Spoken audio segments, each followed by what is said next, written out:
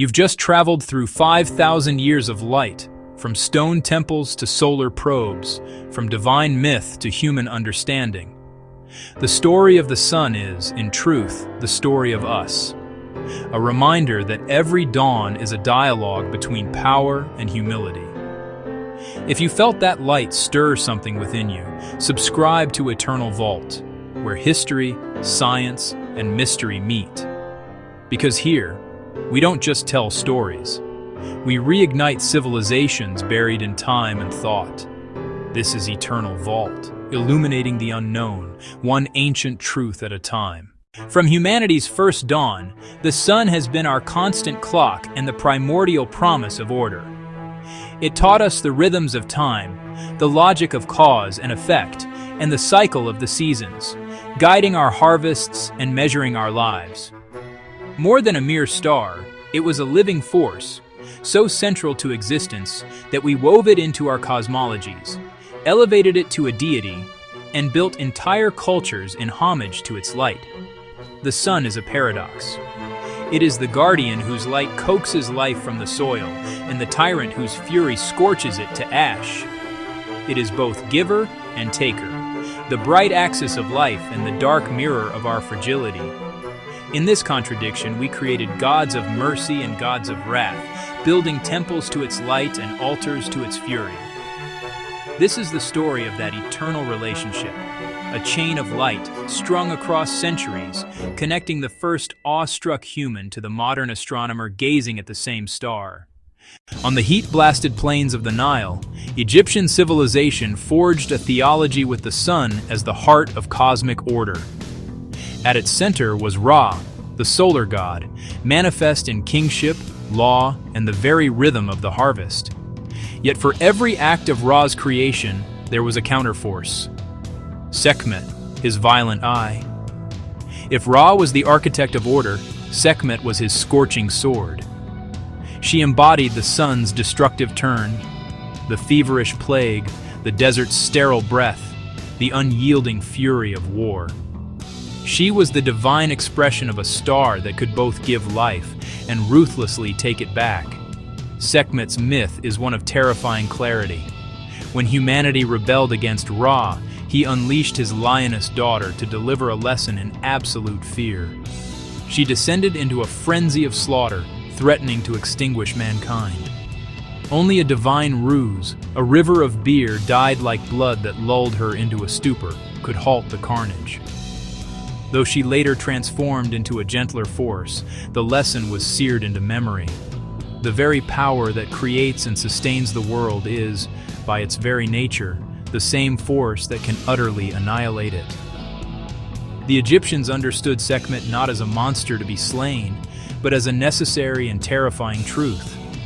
Her cult fused medicine and liturgy, her priests healing plagues while begging for mercy. This was an intimate theology of contingency, an acknowledgement that life and ruin exist on the same spectrum. Sekhmet was not a goddess of petty cruelty, but of indifferent cosmic force. The sun at its zenith, utterly incurious to human suffering. To live under her sky was to accept that all favor is conditional, and that survival meant negotiating with rage through ritual, knowledge, and fear. Across the Mediterranean, the Greeks personified the sun as Apollo, a god of luminous harmony and sudden plague. He embodies reason, prophecy, and healing, yet his golden arrows carry pestilence. When the Greeks dishonored his priest, Apollo scourged their camp with disease. This was not mere vengeance, but a cosmic corrective, a stark reminder that the same divine force which illuminates truth and order also holds the power to purify through destruction. For the Greeks, knowledge was a form of light, a force that could both reveal and scorch. The same brilliance that illuminated a path could, in its full intensity, expose fatal flaws and destabilize the soul. Apollo's arrows symbolize this peril, a lethal concentration of divine truth. Even his oracle at Delphi spoke in riddles, forcing humanity to dance with fate rather than commanding it. The mythic lesson was one of profound humility. To look directly upon the brightest truths could blind as utterly as any darkness. Apollo's dual nature as both healer and destroyer is a universal archetype. It articulates our deepest tension. We are drawn to the light of understanding, yet that very illumination can reveal truths that consume us. All true wisdom has teeth. If the sun's presence could be a threat, its sudden disappearance was an existential terror. A solar eclipse was not an astronomical event, but a rupture in the world's fundamental contract. In that unnatural darkness, the certainties of life, the rhythm of crops, the measure of time, the very promise of dawn, were utterly suspended. To explain this cosmic betrayal, civilizations conjured mythologies of dragons, demons, and divine anger, giving form to the ultimate fear that the sun might not return. In the Norse cosmos, the sun is perpetually prey. The wolf skull hunts Sul, the sun goddess, across the sky, and an eclipse is the terrifying moment his jaws snap shut. For the Norse, this was more than an omen. It was a rehearsal for Ragnarok, the final consuming twilight of the gods. Theirs was a worldview steeped in fatalism. Each eclipse was a visceral reminder of the world's inevitable end. Yet in this darkness, they also found a grim purpose. To face the vanishing sun was a collective exercise in courage, a narrative training for the ultimate dissolution, teaching them how to meet their fate without looking away. In ancient China, a solar eclipse was a dragon devouring the sun. The remedy was a sacred cacophony, entire communities beating drums and clanging pots to scare the beast away. This ritualized panic was a profound act of collective agency. While the dragon was a myth, the unified roar of the people was real. It transformed passive dread into active defiance, forging social bonds and a shared memory of resilience in the face of the abyss. Indian mythology presents a distinct vision of celestial absence. The demon Rahu, decapitated after stealing the nectar of immortality, now chases the sun and moon, his disembodied head occasionally swallowing them. This myth frames an eclipse not as annihilation, but as a temporary concealment, a cosmic act of swallowing and release. It is a profound lesson in cyclicality and karmic consequence. Darkness is but a phase, and light is the inevitable restoration of balance. Thus, rituals during an eclipse are not merely acts of fear, but a conscious engagement with a moment of potent spiritual significance. Even now, armed with perfect scientific prediction, the human response to a total solar eclipse remains primal. The world falls into an ancient hush. We feel a vulnerability that is older than reason.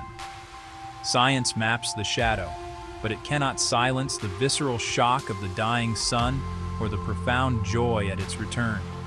For those few minutes of totality, we are all our ancestors, united by the awe and terror of a sky that seems to break its most sacred promise. Before language, before recorded history, humanity's first temples were built to converse with the sun. The oldest monuments on Earth, places like Newgrange in Ireland, are celestial clocks disguised as tombs. At the winter solstice, a single shaft of light pierces the inner darkness, a moment of stunning precision. Here, stone is scripture and sunlight is its sacred text, spelling out a primordial promise. Even at the year's lowest ebb, the light will return. This is resurrection, not written on a page, but encoded in architecture.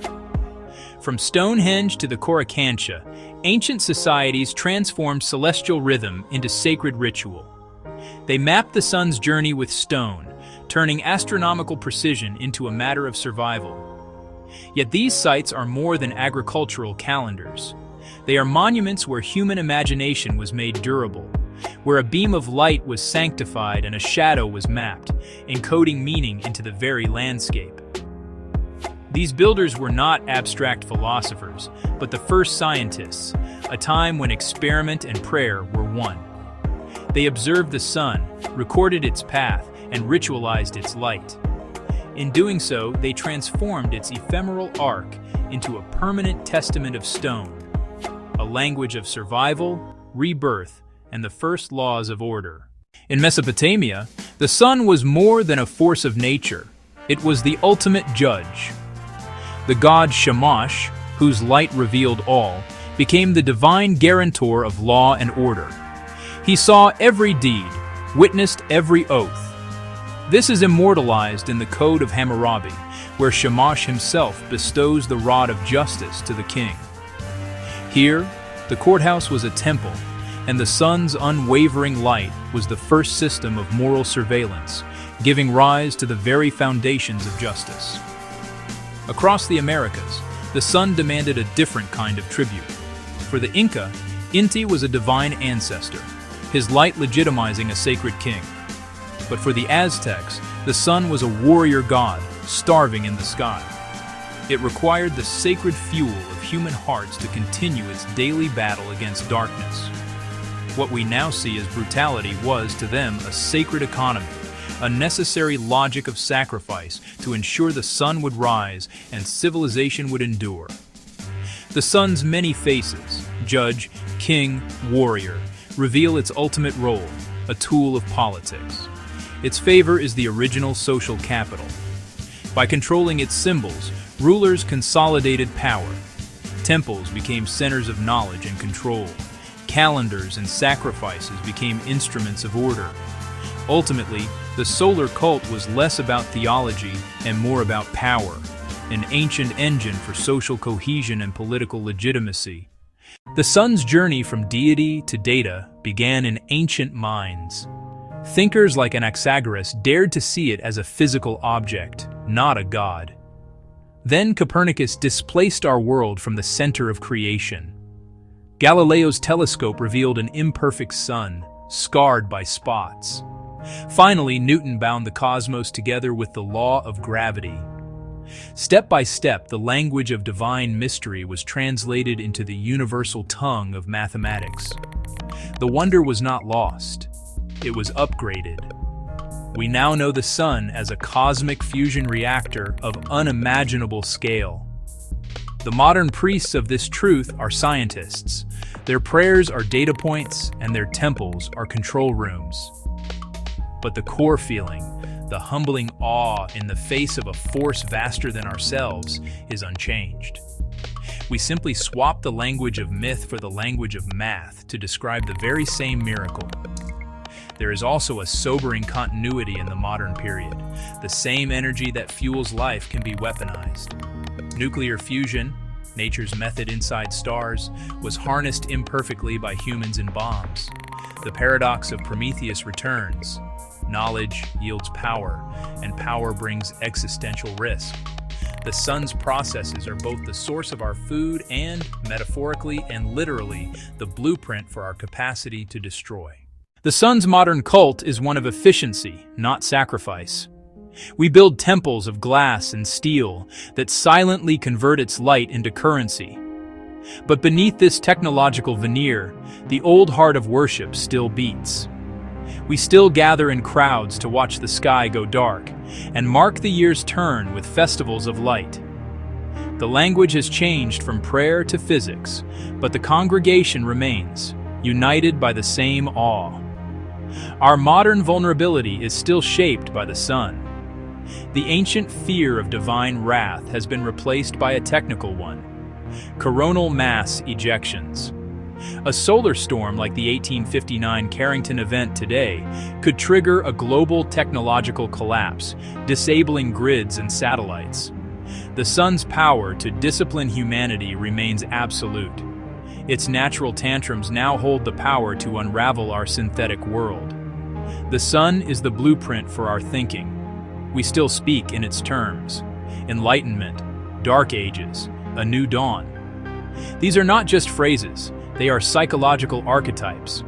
The sun remains our primary measure of time and transformation, the fundamental rhythm to which human life and language are permanently tuned. The sun's most intimate role is as a map of the psyche. Jung saw it as the symbol of individuation, the conscious self. This inner sun can illuminate our path or burn away our deceptions. Whether called Atman or consciousness, it is the central light within, subject to the same eternal law as the star above. It is both a source of life and a power of ruthless, clarifying judgment. We practice sun rituals because our biology demands it. Dawn prayers and sun salutations are not just symbolic, they are somatic. Our nervous system is wired to light. It governs our circadian rhythms and mental state. These ancient gestures persist because they feel true, synchronizing our inner world with the prime mover of all life. God, clock, judge, engine. From the mythic fears of eclipses to the precise data of the Parker probe, the sun's story is our own. Its dual nature, creator and destroyer, has shaped everything: our poetry and our power grids, our rituals and our reason. It is the unwavering presence around which all human history has turned. The tools change, but the awe does not. We have swapped ritual for data, prayer for engineering, yet our fundamental dependence on the sun remains. In the universal gasp of an eclipse and the shared relief of dawn, we are one species, biologically and symbolically fashioned by the light of our star. If immortality is a line of continuity, then the sun's light is its purest form. It is the golden thread linking every generation under the same repeating arc. It gives rhythm to our lives and meaning to our myths. More than a star, it is our existential anchor. Our houses, laws, and libraries are all built in its light. And in learning to measure it, we have not ended our worship. We have simply given it a new, more profound language. So when you next feel the sun on your face, consider the countless hands throughout history that have risen to meet that same warmth. Think of the farmers who read its seasons, the priests who interpreted its will, the kings who wore its crown, the scientists who dared to demystify it, and the engineers who now capture its power. A single golden chain of light binds them all, and now it touches you. The sun is our original teacher and our clearest mirror, reflecting our deepest loves and fears. It is a perpetual lesson in fragility, reminding us that all life exists on a precarious margin under a star of immense power, a power that demands respect. We have traded myths for models, but the essential quest remains: to comprehend the force that gives us life and to harness it before its fury falls. This unbroken chain of light connects the first awestruck human to the future explorer on a distant world. In its glow, we find our species' ultimate narrative, not just the struggle to survive, but the enduring search for meaning in a vast and luminous cosmos.